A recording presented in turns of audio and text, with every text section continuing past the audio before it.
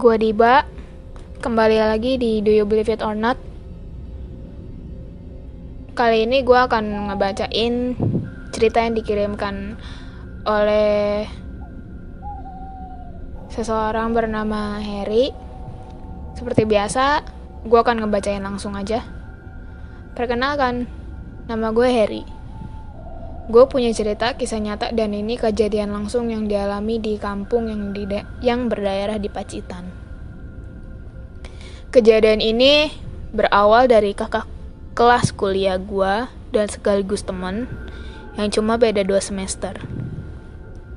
Kejadian ini terjadi saat di bulan puasa dan saat setelah sholat rawih. Dan biasanya pasti orang-orang dan anak-anak muda di kampung ini biasa main kartu, yaitu berjudi di pos. Dan di kampung ini memang masih banyak hutan-hutan dan kebun-kebun yang terbilang cukup sepi, karena masih dikelilingi sama hutan dan kebun-kebun. Saat itu beberapa anak muda ada yang main kartu di pos yang bisa dibilang deket sama hutan yang bisa dibilang hutan ini hutan angker karena banyak penunggunya. Waktu kejadian ini, anak-anak muda yang lagi main kartu di dekat hutan yang terbilang cukup angker ini lagi main kartu berjudi. Tiba-tiba ada polisi datang untuk menggerebek pos tersebut.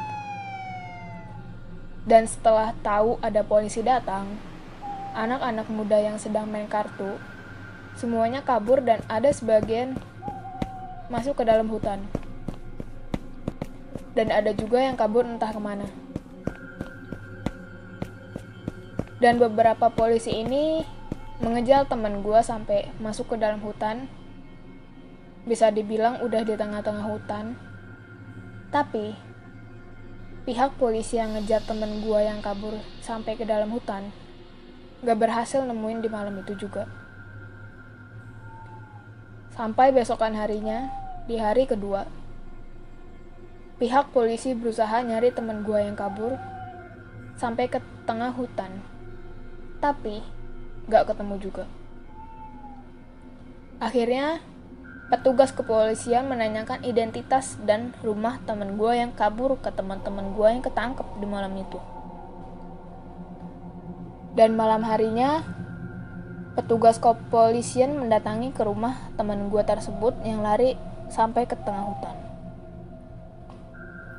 Dan teman gue pun gak ada di rumahnya. Bahkan, orang tuanya malah nanya sama polisi, ada apa dan kenapa? Dan polisi menjelaskan ke orang tua teman gue bahwa teman gue bermain judi dan kabur sampai ke tengah hutan.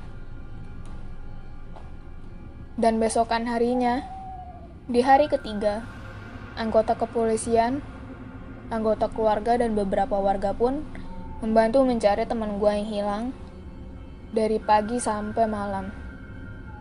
Tapi hasilnya nihil. Gak berhasil ketemu juga. Di hari keempat, pihak keluarga teman gue ngedatangin ustadz atau orang pintar untuk menerawang ada di mana teman gue ini. Lalu orang pintar itu bilang, iya benar, anak ibu lagi diumpetin sama sosok makhluk yang bisa dibilang sesepuh di hutan angker itu. Dan akhirnya, orang pintar tersebut memberikan syariat dan menyarankan untuk ngadain tahlilan di rumah. Untuk harapan teman gue bisa balik lagi dan pulang ke rumahnya. Di hari ketujuh, pihak keluarga masih berusaha dan nunggu anaknya. Tapi, hasilnya pun masih sama. Anaknya belum juga ketemu dan belum juga pulang. Sampai akhirnya, keluarga teman gue pun balik lagi untuk ketemu sama orang pintar yang sebelumnya udah didatengin.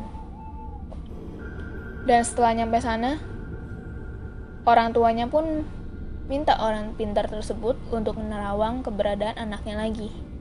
Kondisinya dan posisinya ada di mana.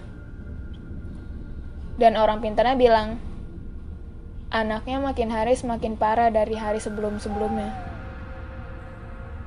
Dan posisinya masih berada di posisi yang sama. Dan orang pintarnya pun menyarankan lagi untuk mengadakan acara tahlilan di tempat anaknya berada.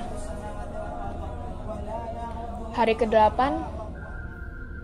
di malam harinya, warga setempat dan anggota keluarganya pun mengadakan tahlilan di tempat teman gue atau anaknya ini berada. Dengan harapan bisa balik lagi atau pulang ke rumahnya. Tapi hasilnya tetap sama, nihil.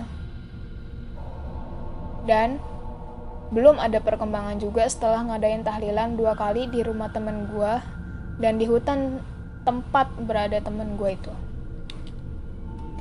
Beberapa hari kemudian, orang tuanya balik lagi ke orang pintar dan menanyakan lagi gimana kondisi anak saya dan ada di mana posisi anak saya.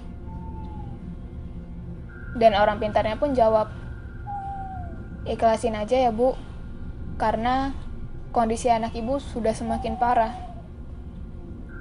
Lalu orang tuanya pun berusaha sabar dan mengikhlaskan anaknya sambil menangis. Dan beberapa jam kemudian anaknya kembali terawang sama orang pintar tersebut. Dan anaknya sudah tidak ada di hutan tersebut dan sudah dibawa pergi oleh sosok makhluk atau sesepuh di hutan angker tersebut. Dan teman gue ini udah 2 tahun hilang dan sampai sekarang belum juga ketemu. Sekian cerita dari gue. Terima kasih.